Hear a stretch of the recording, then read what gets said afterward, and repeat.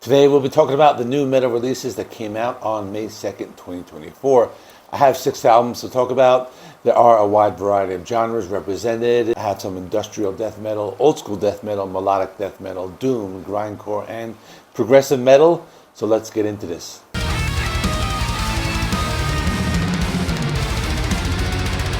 The first band I have is Dååth, and the album is called The Deceivers.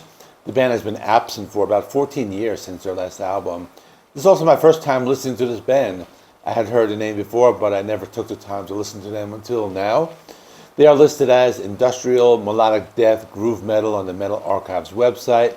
But for me, they sounded more like symphonic death metal with some groove and thrash in there as well. It kind of reminded me of that recent album by Isan, but it's not black metal. So given that I came into this as a newcomer, I thought it was pretty unique.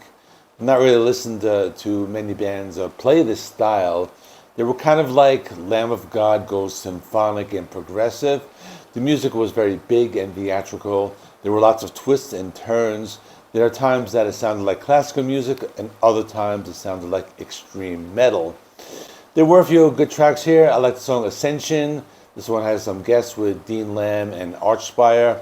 This one was very big and technical. The guitar playing was very intense with some machine gun riffing and chunky palm muted guitar riffs. The vocals were very harsh and evil sounding, but the symphonic elements gave it another type of sound. I also like the track Unwelcome Return. This one has a soft classical guitar intro.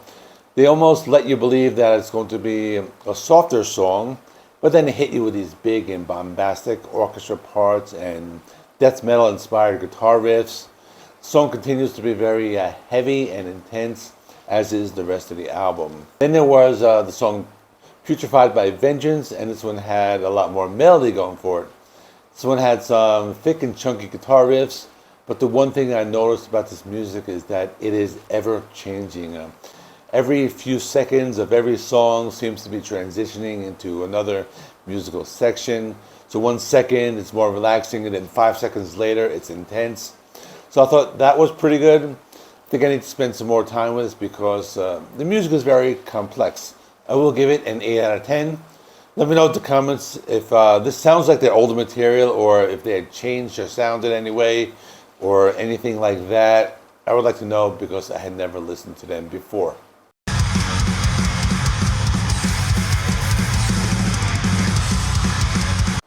The next band I have is called Crawl, and the name of the album is Altar of Disgust. The band is from Sweden. They play old school death metal. They've been active since 2014. This is their second full-length album. It's a short album. It's only 30 minutes long, and there are 11 songs. The one thing I noticed with this band, they like to use a lot of feedback in their guitar sound. This band has that unique Swedish death metal sound. I guess a good comparison would be the band Entombed. Each song is only about 3 minutes long, more or less. The album is filled with guitar riffs. They have a thick and heavy sound in their guitars. The vocals are very harsh with some fierce low gutturals. We have lots of good tracks here. I like the song Knives. It's very in your face. It's only 2 minutes long, but they mix up the tempos in the song, lots of fast and slow speeds. The band knows how to keep you on your toes. Then they have another song called Ethereal Depths, which has lots of feedback in the guitar sound and more of a sludgier tone. The first part of the song moves slower than an average song, but still very heavy, and they play a lot of death metal style guitar riffs. Where No Light Escapes is very dark and haunting, and it has this ominous drum beat with a thick bass guitar notes. You can hear some speaking in the background, but it's hard to understand what they're saying. The spoken part becomes clearer as the song progresses. The song has very unique structure. It appeared that halfway through the track they're like building up to something, but then it just went into the next track, Enslaved in Filth. This track is just very intense with drums that move at breakneck speed and guitars that sound like chainsaws. They continue to change the tempos from extreme death metal to slower, sludgier tones. Thought it was not too bad. It was different than a typical old school death metal band. They're not influenced from that like Florida scene bands, which you hear a lot of. They had a distinct sound, and that set them apart from the rest of the death metal bands that have been coming out lately. I'll give this a 7.5 out of 10. May go up at the end of the month as I spend some more time with it. If you like that special Swedish death metal style, I think you should check this out.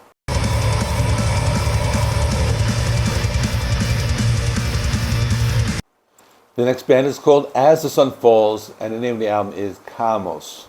This is a melodic death metal band from Switzerland.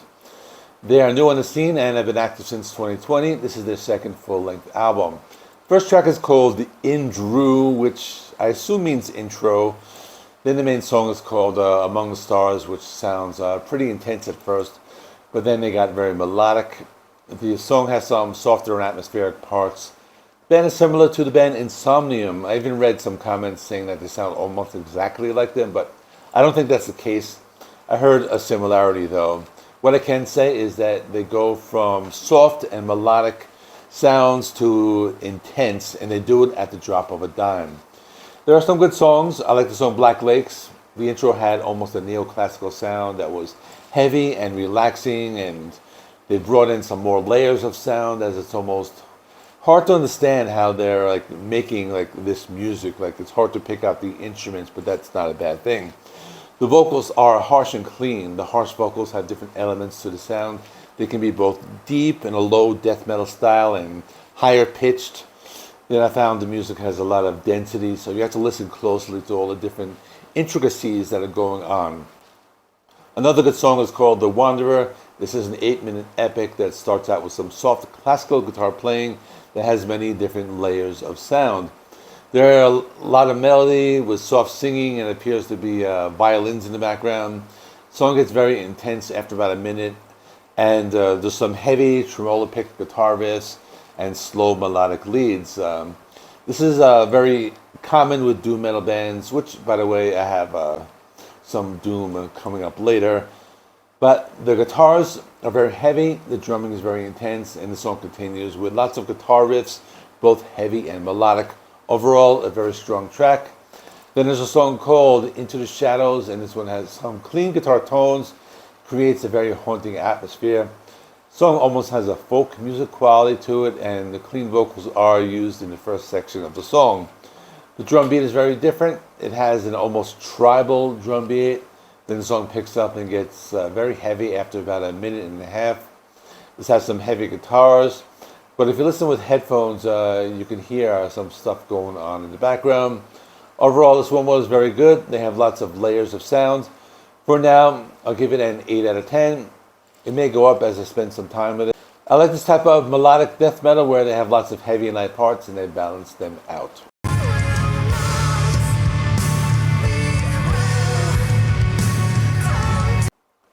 The next band is called Brume, and the name of the album is Marten. This is a stoner doom band from San Francisco, California. I don't know what it is, but 2024 is the year of doom for me because I've been getting into a lot of these bands lately. The band formed in 2014, and this is their third full-length album. I find it interesting because they have both male and female members in the band, and also interesting because one person is on bass and vocals.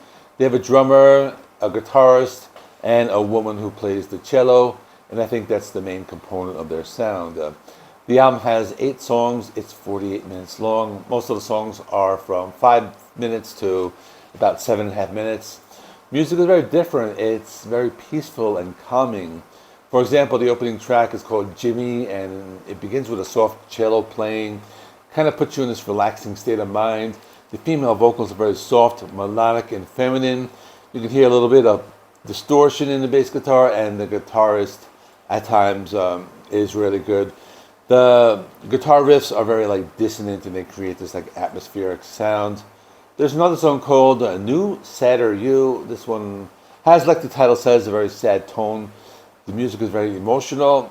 The song has some heavier distorted guitar chords that make it sound more like traditional doom metal. Then there's a song called How Rude, and this one starts with soft arpeggiated clean guitar chords. I'm noticing that a lot of this music doesn't even sound like metal music. It almost sounds like classical music, but I think they're using a lot of minor chords, and it gives it like a darker and sadder tone and makes it feel more melancholic. There's a song called Heed Me, and this one starts off with some cello playing and some singing, and it kind of sounds like they're doing some type of religious chant or something of that nature. There are all these different layers of sound, and the song even has these dark and evil sounding vocals that are in the background. You can barely hear them, but if you listen with headphones, like, you can hear them a little more, but it adds to the darkness of the sound. The sound was a little different, type of album where you can debate it, like whether or not it's metal. It's almost like classical music, but it's dark enough and sad enough to, I guess, be doom. I'm thinking of the band Oceans of Slumber when they released their album last year, which didn't like that album last year, but I'm getting into this type of music, and I think you have to be in the mood for it. It's very slow, it's sad, melancholic, but I'll give it a 7 out of 10. It might take a while to get into, and of course, it might go up when I spend some more time with it, but I thought it was very different.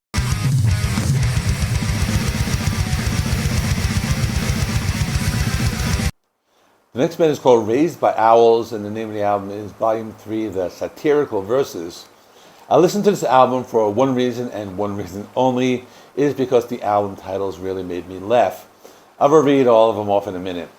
It's death metal or grindcore. They're from the UK. This is their third full-length album. What's interesting is that it's a grindcore album, but the songs are between 3 and 4 minutes long, so it's not that typical grindcore where like these like 1 minute songs, or this is just 11 songs, 40 minutes long.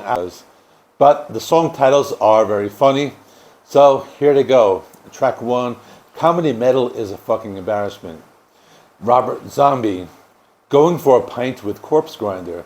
Dance Like Barney Greenway, The Dark and Twisted Realm in Which Fred Durst Resides. I'm Sorry I Wore a Dying Fetus t-shirt to Your Baby's Gender Reveal Party. Ulcers of Sadness, Strictly Come Danzig. I honestly thought OSDM was a sex thing. Live, Laugh, Lars. None of this will matter any. I mean, even the album cover, I mean, check it out. It looks like a Municipal Waste cover. The album title's a play on Slipknot. And you got Rob Zombie, you got Corpse Grinder, you got Danzig there, and these guys, I don't know who they are, but it's just very humorous. And as far as the music, we got some good songs. There's a song called Going for a Pint, which Corpse Grinder was kind of sounds a little bit more like thrash and traditional death metal. The song The Dark and Twisted Realm in Which Fred Durst Resides, it's more like typical black metal with the tremolo picking. I actually played that clip before this. And then the funniest title, I'm Sorry I Wore a Dying Fetus t-shirt to Your Gender Reveal Party, has a guitar playing. It was more of that screaming grindcore vocals. I don't know, it's a fun album. It's just not anything out of the ordinary. It's just, the attraction is the packaging. The album cover's funny, the song titles are funny, the music is good, but I think the music is like secondary. It's a 7 out of 10 for me. It might go up if I spend some more time with it, but I've been saying that pretty much all along at this point.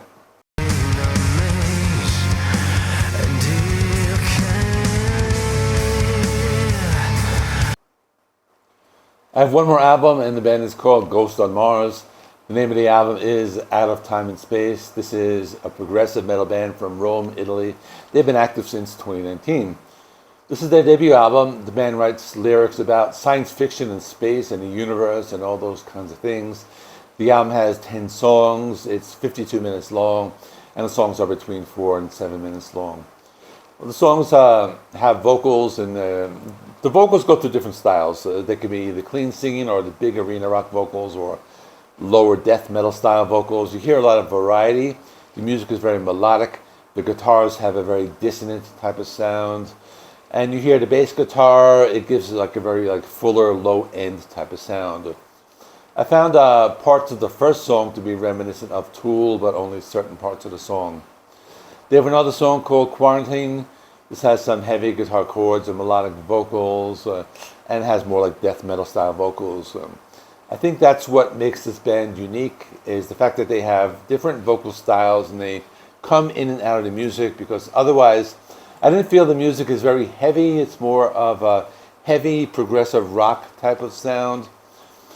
There's another song called They, And I was able to read the lyrics in this one. The song tells a story. I guess you can call them aliens who live amongst us, and they look like people, and they're really monsters inside.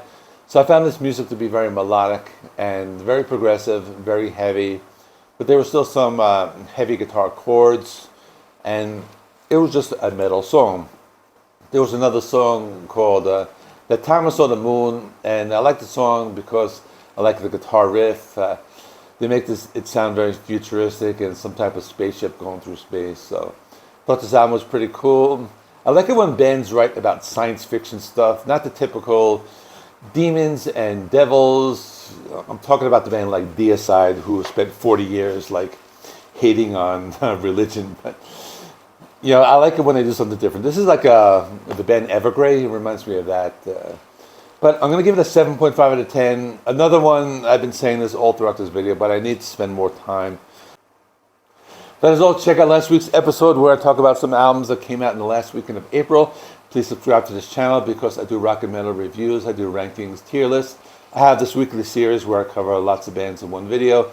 And I probably will continue to do that throughout the rest of the year because the videos have been doing pretty well. I got pretty nice response from these videos. So thanks for watching. See